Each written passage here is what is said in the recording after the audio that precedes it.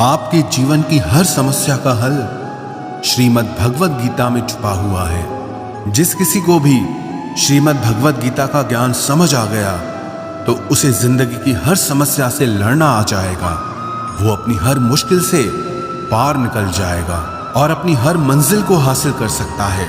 वैसे तो श्रीमद् भगवत गीता को बहुत लोग पढ़ते हैं, लेकिन अक्सर कई लोग उसके अर्थ को समझ नहीं पाते। इसलिए आज हम उसी श्रीमद् भगवत गीता के 15 उपदेशों के बारे में चर्चा करेंगे।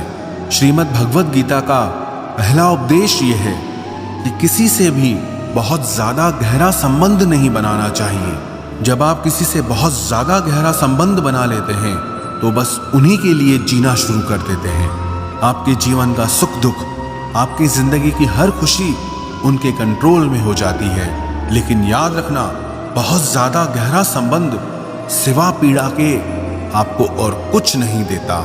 आप कभी गौर करना, आपकी जिंदगी के सारे दुख आपको वहीं से मिलते हैं जहां आपके मन का सबसे ज्यादा गहरा संबंध होता है। एक राजा के दरबार में एक बहुत अच्छा गवैया था। वह बहुत अच्छा गाता था, लेकिन वो उसी राजा के दरबार में रहने वाली एक नर्तकी से प्यार करता था। वो उससे इतना प्यार करने लगा, उसने मन में निश्चय कर लिया कि अब मैं जब भी गाऊंगा सिर्फ अपनी प्रेमिका के लिए गाऊंगा, या तो सिर्फ उसके कहने पर गाऊंगा। उसकी आवाज इतनी अच्छी थी कि लोग उसको सुनने के लिए आते थे। एक बार उस राजा के दरबार में बाहर से कुछ खास मेहमान आने वाले थे, तो राजा ने उस गवैये से कहा कि हमारे दरबार में बहुत खास मेहमान आने वाले हैं, तो तुमको उनके आगे अपना गाना गाना होगा। उस गवैये का नाम था घनानंद। कि मैंने अब दूसरों के लिए गाना छोड़ दिया है, मैं सिर्फ अपनी प्रेमिका के लिए गाता हूँ। जब राजा को ये बात पता चली कि इसकी जो प्रेमिका है वो हमारे ही राज दरबार की नर्तकी है, राजा ने कहा कि तुम अपने प्रेमी से कहो कि उसे मेहमानों के लिए गाना गाना ही पड़ेगा। जब घनानंद अपनी प्रेमिका से मिलने गया तो उसने कहा कि राजा के यहाँ पर बहुत खास मेहमान आने वाले हैं, तुम्हें उनके लिए गाना गाना चाहिए। तो घनानंद ने कहा, मैं तुमसे बहुत प्रेम करता हूँ, मैं सिर्फ तुम्हारे लिए ही गाऊंगा।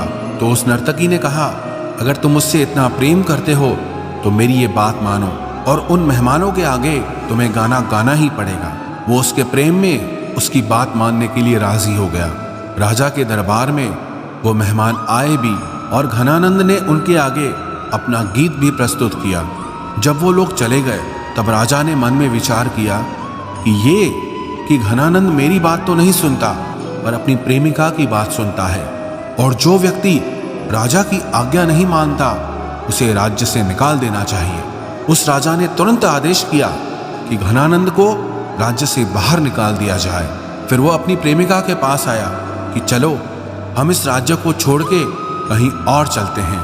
मैंने तुम्हारे कहने पर गीत गाया और राजा ने मुझे इस राज्य से बाहर निकाल देने का आदेश दिया है। तो वो नर्तकी घनानंद से कहने लगी कि मैं क्यों जाऊंगी यह शहर छोड़कर, राजा तो मुझसे बहुत खुश है और मुझे जो कुछ भी चाहिए मुझे सब कुछ यहाँ मिल जाता है। सजा तुम्हें मिली है, तुमको यहाँ से जाना पड़ेगा, मैं क्यों जाऊंगी।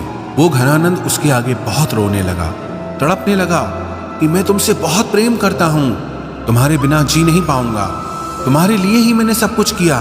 तो नर्तकी ने कहा, मेरा उससे कोई लेना देना नहीं, तुमने प्रेम किया है तुम जानो, मैं तो यहीं रहने वाली हूँ। जब उसने नर्तकी की ये बातें सुनी तो उसका दिल टूट गया और वो सब कुछ छोड़ करके उस शहर से चला गया, और बाद में वो सिर्फ ईश्वर की खोज में लग गया और आगे चलकर एक बहुत बड़ा योगी बन गया। तो ये संसार आपकी भावनाओं की, आपके प्रेम की कभी कदर नहीं करेगा। दुनिया में संबंध आप चाहे जितने भी जोड़ो, पर अगर आप बहुत ज्यादा गहराई में उतर जाओगे तो सिवाय तकलीफ के आपको कुछ नहीं मिलने वाला।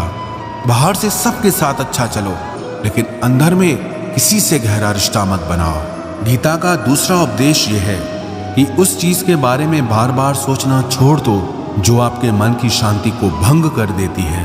वास्तविकता में ये जीवन एक बहाव की तरह है, जितना आप जीवन में बहते रहेंगे उतना हल्के रहेंगे। जैसे ही आपका मन, आपके विचार किसी एक चीज में अटक कर रह जाते हैं, वैसे ही वहां पर आपको पीड़ा मिलना शुरू हो जाती है। मनुष्य के जीवन में चिंता तनाव और मानसिक बीमारियां सिर्फ तभी आती है जब वो किसी चीज में अटक कर रह जाता है। चिंता आखिर में है क्या? किसी एक ही चीज को बार बार सोचते रहना, उसे ही चिंता कहते हैं। जिस चीज पर आपका कंट्रोल नहीं, उसे छोड़ देना चाहिए। जब आप अपने मन को किसी एक चीज पर अटका देते हैं तो आप जिंदगी में आगे ही नहीं बढ़ते, वहीं रुक जाते हैं। और जो इंसान जिंदगी में रुक जाता है उसे सिवाय दुख के और कुछ नहीं मिलता। और आप किसके लिए सोचते हो? कोई आपके बारे में नहीं सोचता। कभी किसी ने सोचा? क्या कभी किसी को फर्क पड़ता है आपके जीने से, आपके मरने से, आपके सुखी होने से, आपके दुखी होने से? आप इस बात को दिल दिमाग में बैठा लो, इस दुनिया में किसी को कोई फर्क नहीं पड़ता कि आप दुखी हैं या सुखी हैं, आप जी रहे हैं या मर गए हैं। इसलिए किसी भी बारे में लगातार सोचना किसी भी काम का नहीं है। सोच सोच के इंसान का सिर्फ दिमाग ही खराब होता है, उसे अपनी समस्या का हल नहीं मिलता। जब आप किसी एक ही चीज को बार बार सोचते हैं तो आपकी हालत ऐसी हो जाती है जिसे आप किसी जाल में भटक गए हों और उससे बाहर आने का आपको कोई रास्ता ही नहीं मिल रहा। याद रखना, अगर आप जिंदगी में खुश रहना चाहते हैं तो अपने विचारों को कभी भी किसी एक विचार पर मत अटका देना। अपने विचारों को बहने दो, जीवन में आगे बढ़ते रहो। देखना, आपका मन कभी दुखी नहीं होगा। गीता का तीसरा उपदेश यह है कि लोगों की जिंदगी में उनकी नजर में अपनी वैल्यू ढूंढना छोड़ दो। कई लोग कहते हैं कि हम तो दूसरों के लिए बहुत करते हैं पर हमारी कोई कदर नहीं करता। हम सबको खुश रखने की कोशिश करते हैं, सबके साथ अच्छा चलते हैं, पर किसी को हमारी कदर नहीं है, कोई हमारी वैल्यू नहीं करता। आपको किसी की वैल्यू चाहिए ही क्यों? आपको किसी की कदर चाहिए ही क्यों? अगर आप वैल्यू के लिए, कदर के लिए दूसरों के पीछे भाग रहे हो, उनको खुश करने के लिए, उनकी एक तारीफ सुनने के लिए, उनसे ये सुनने के लिए कि आपने उनके लिए क्या क्या किया है, तो आप सिर्फ अपना समय नष्ट कर रहे हो और खुद को दुख पहुंचा रहे हो। क्योंकि आप चाहे दुनिया के लिए कितना भी कर लें, लोगों को आपकी कदर कभी नहीं होने वाली। अरे किसी को किसी की कदर नहीं होती है। कभी देखा है किसी को किसी की कदर करते हुए? माँ बाप कहते हैं कि हमने बच्चों के लिए इतना किया, इतनी कुर्बानियां दी, अपना पूरा जीवन लगा दिया, और आज वही बच्चे बात बात पर हमारा दिल दुखाते हैं, हमारी कोई बात ही नहीं मानते। आपने किसी के लिए कुछ भी किया हो और बदले में अगर आपको ये इच्छा है कि वो आपकी कदर करे, जो आपने उसके लिए किया उसकी वैल्यू करे, तो भूल जाओ कि वो आपकी कदर करने वाला है। आपकी ये सोच आपको सिर्फ दुख देगी। इसीलिए बेहतर है लोगों की जिंदगी में अपनी वैल्यू ढूंढना छोड़ दो। वो कदर करें या ना करें, कम से कम आप तो खुद की कदर करो। आप क्यों लोगों के पीछे अपनी जिंदगी बर्बाद करते हो? हाँ, इसका ये मतलब नहीं कि आप लोगों के साथ गलत चलने लग जाओ। बस आप लोगों के साथ उतना ही व्यवहार रखो जितने से काम चल जाए, उतना नहीं कि आपकी ही जिंदगी खराब हो जाए। गीता का चौथा उपदेश यह है कि रोज दिन में खुद से एक बार ये सवाल जरूर पूछें कि मैं अपनी जिंदगी में जो कुछ भी लोगों के लिए कर रहा हूं या कर रही हूं, या वो सब करके आपको खुशी मिल रही है या दुख मिल रहा है। अगर कोई अच्छा काम करके भी आपको सिर्फ दुख ही मिल रहा है तो उस अच्छे काम का क्या फायदा? किसी की परवाह करके अगर सिर्फ आपको दुख ही मिल रहा है तो ऐसी परवाह करके क्या फायदा? जो चीज करके आपको सिर्फ दुख मिल रहा है, अगर वो आप लगातार करते रहेंगे तो आप कभी सुखी नहीं हो सकते। लोग कहते हैं हम तो सच्चा प्रेम देते हैं, हमारे मन में कोई छल कपट नहीं है। आप तो सच्चा प्रेम दे रहे हैं, लेकिन दुनिया में किसी को सच्चे प्रेम की कदर ही नहीं, किसी को चाहिए ही नहीं। एक बार भारत में एक विदेशी पर्यटक फॉरेनर घूमने आया। वो किसी एक होटल में रुका। उसने अपने लिए दूध पीने के लिए ऑर्डर किया। उस होटल वाले ने सोचा कि मेरे होटल में फॉरेनर रुके हैं तो मैं उसे अपने देश का असली शुद्ध देसी दूध पीने के लिए दूंगा। उसने दूध का एक गिलास उसके रूम में भिजवा दिया।